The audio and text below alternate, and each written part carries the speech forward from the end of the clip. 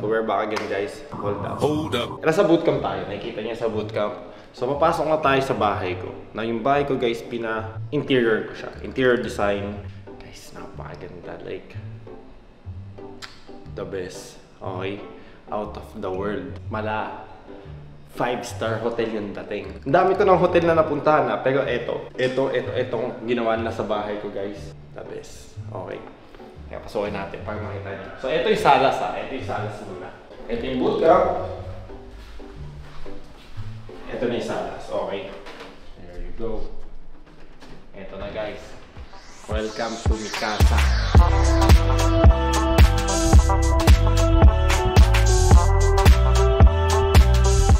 Ito na yung salas natin. Nakikita niyo yan. May ilaw siya dito. Lagyan nila ng wooden dito. Okay. Dito na yung aircon. Wooden dyan. Tapos sa TV may wooden, may ilaw sa likod.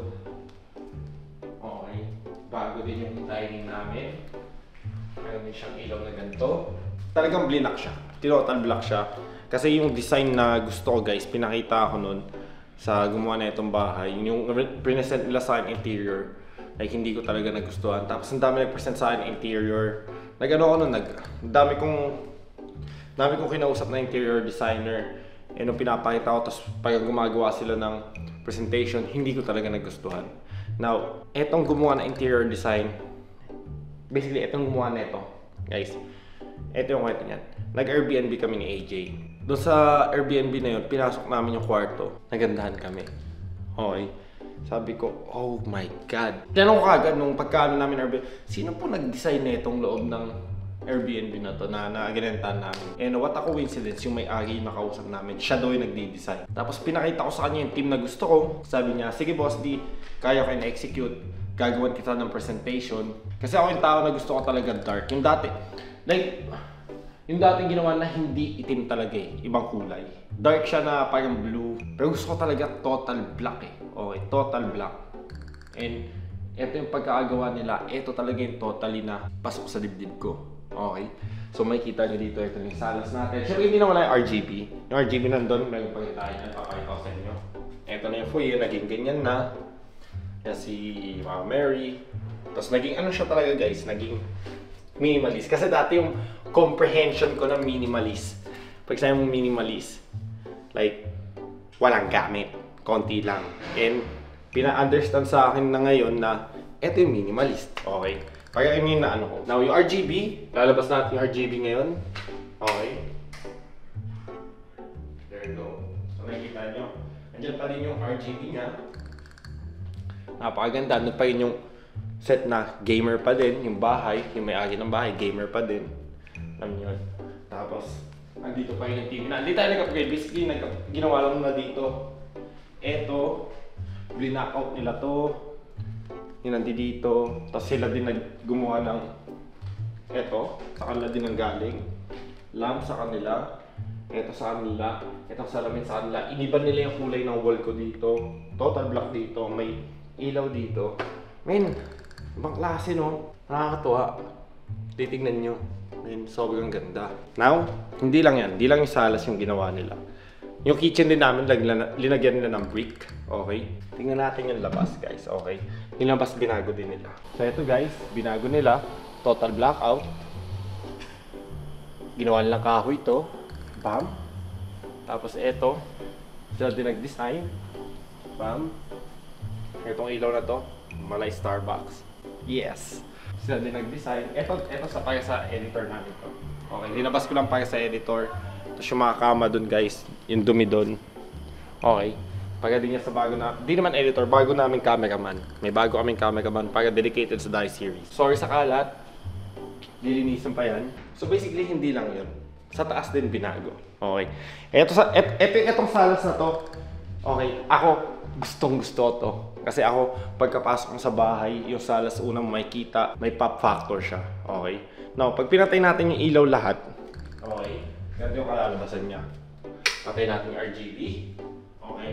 Patay din natin itong ilaw sa kusina para makita nyo. Ba? Ganyan siya. Ganda. Super, like, men, ibang klase. Like, ibang klase. Ang binago naman dito guys, kung makikita nyo kulay puti lang tong wall dati, ginawa nilang brown dyan. Okay. Tapos lahat ng kulay guys, total black na siya yung sa loob dito. Yung ginawa ng color black, black talaga. Hindi yung katulad dati na pagka dark blue, dark gray, ganun. Pero ito black talaga. Ayun yung gusto ko. Ayun yung gustong gusto ko. Okay. So ito kulay brown. Lagyan nila chandelier. Okay. Hindi ako dati boto sa chandelier. Hate na hate ko ang chandelier. Pero etong chandelier na nilagay nila, gustong gusto ko. Alam niyo bakit? Hindi siya yung... Kasi pag inisip mo chandelier, alam niyo sa horror movie, pagka umayo, gumanon, tapos nahulog, patay ka. Ito kahit mahulog to, hindi ka mamamatay. Tulog ka lang, aminado tayo. Ito yung pinaka-favorite ni AJ. Itong hallway na to guys, okay?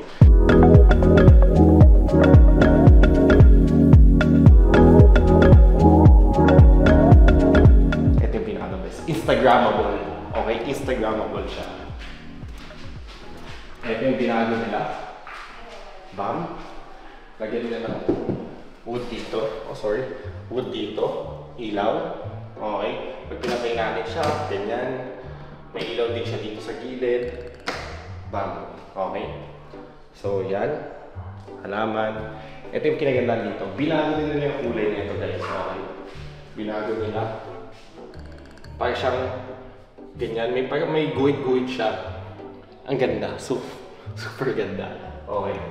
Now, pasok tayo dito. Ito isa pa yung gusto ni AJ.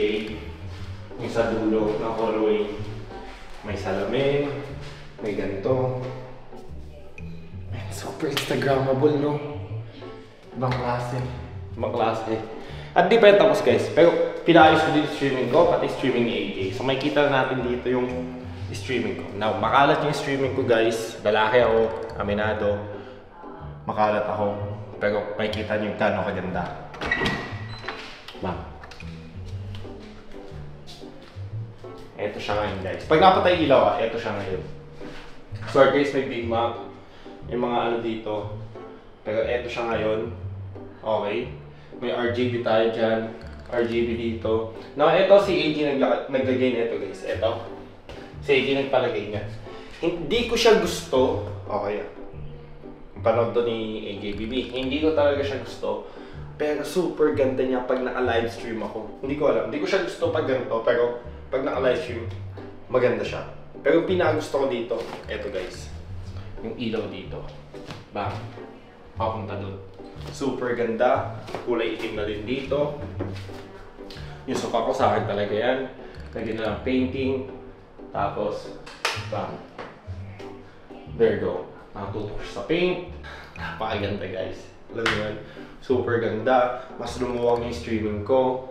Tapos syempre eto. Sorry sa cable management guys. Ako kasi yung tao na ayokong ipagalaw yung computer ko. Guess nyo yun? Nung pinagalaw ko to, may Logitech na headset ako na worth 10,000 pesos. Hindi to yun ha. Pinagalaw ko, pinabaklas ko yung computer ko, nawala yung dongle niya. So, wala na. Alam nyo yun? Hindi ko na mahanap yung dongle. So, yung 10,000 pesos na headset na yun, wala na. Tatapon mo na. Pwede siya Bluetooth, pero pang cellphone, gaming cellphone na lang. Pero gusto ko para sa computer ko. So, makikita nyo, ito yung streaming setup ko guys. Streaming setup ko. Tapos ito yung main setup ko. Tapos yun yung camera ko. Naka-GAMDS monitor tayo. Dalawang Asus na 360Hz. Tapos may maliit tayo na screen dito para sa OBS. Nakapasok tayo sa streaming ni AJ.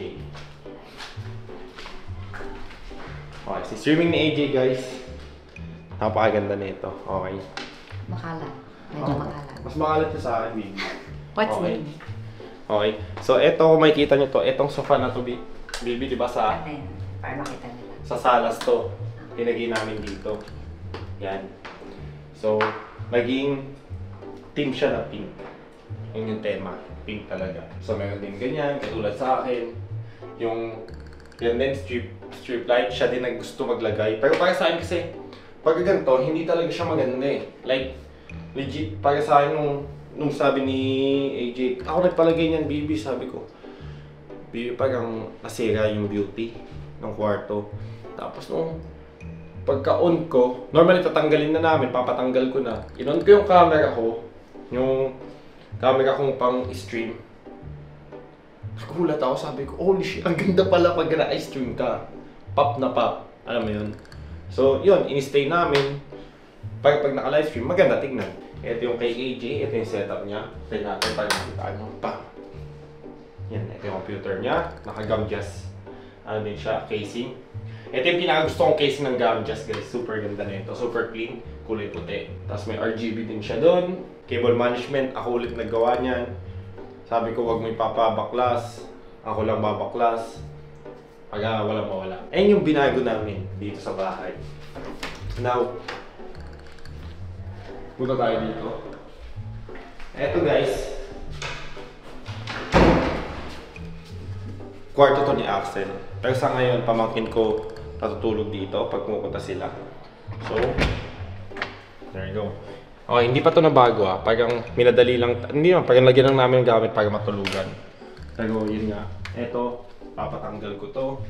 Papalitan namin ng bago. Hindi ko talaga siya, parang siya, pag binuksan mo, kala mo may multo sa loob. Ganun yung dating niya eh. Ang creepy niya eh. Yes yun. So papalitan namin to. Yung design din, papalitan namin. Ipapagawa ulit namin to sa gumawa ng interior namin sa salas. So yun. Tapos ito massage chair. If ever, hindi na ako nagmamassage chair. Yung bayo ko na yun na gumagamit. So overall, ito muna. Pangsamantala. Pangsamantala guys ha. Parang tinutulugan lang ng pamangkin ko. Tapos ito guest room. Basically ito guys like blankong-blankong to. Blankong-blanko. May kita nyo? Blankong-blanko siya. Wala pang kano-ano, kama, may plastic pa. Tapos may kalong multo, no? Pag ganyan mo multo, boom. No? Si Balak. Tumataas pala yung ibo ko, gagsi. Joke lang. Hindi ako niniwala sa multo, guys. Okay, papakita ko din sa inyo yung kwarto ko. May konting nagbago. Siyempre natutulog sa Axel. Mamaya umaga na lang. Ikaw, kayo bago kayo dito. Ikaw, mas lalo ka na. Ako, tol. Ano, class? Si class yan, guys. Nicophobia yan. Nicophobia. Ano masabi mo? Good shit. Galing, no? Ang linis to. Ang linis nga. Ang aliwalas tignan. Alam mo bakit? It's because of the warm light. Oh, nag-interior design. So guys, yung gumawa na ito, guys, talagang gusto kong i-surprise muna sa inyo eh. Bibi, sino yung gumawa na ito? Si I Made Interior. Big shoutout kay Ate Jenny Ganaban. Thank you so much. So, ang team kasi ng ginawa namin, which is ito yung gustong-gusto niya and ito yung personality niya. Gusto niya talaga ng black na dapat yun yung nakaplan doon sa interior niya din before pa, pero hindi nagawa. So, yun din yung sinunod namin, gawin yung black. Ang ginawa namin is wood and black design siya. The best way to incorporate the black and wood designs is to mix the materials such as the black sofa, black dining set, wood accent of walls and ceiling, which allows you to create a textured, eclectic vibe that looks curated and collected. And of course, in order to break the monotony of uniformly painted black. And then we add some plants kasi pop of green will make the house feel alive, 'di ba? Not just to balance the decadence of black decor, but to make the house feel alive. So yun yung most importantly. Napansin ko kasi yung lightings din ni Boss T is somehow parang dull siya. So marami kasi sa atin, parang ina-underestimate natin yung lightings na hindi natin naiisip na meron siyang important role sa bahay. So, yun yung napapansin ko sa mga ibang nagpapa-interior sa akin na kulang sila sa design ng lightings nila. So, yan kasi yung mga magpapaganda din sa bahay natin. To make it more stimulating, alam mo yun, sa designs. So, yes, maganda yung paint natin, maganda yung accent natin sa wall, pero isa pa dyan magpapaganda is yung lightings natin. So, makikita nyo yan sa bagong interior ng house ni Boss T. 1 week lang nila ito tinrabaho. 1 week lang to guys. As in 1 week, sarado isang linggo. Ibang klase, pulidong-pulido guys. Like, hindi ako makapaniwala. Sana gusto nyo. Ito na to, panghabang buhay na to. Ito na design namin panghabang buhay. Next goal sa Manila, bibili tayo ng bahay. Si ate dyan ulit yung babanat. Oh guys, super ganda kasi talaga. Super ganda, ibang klase. Ibang klase. So yun guys, that's it.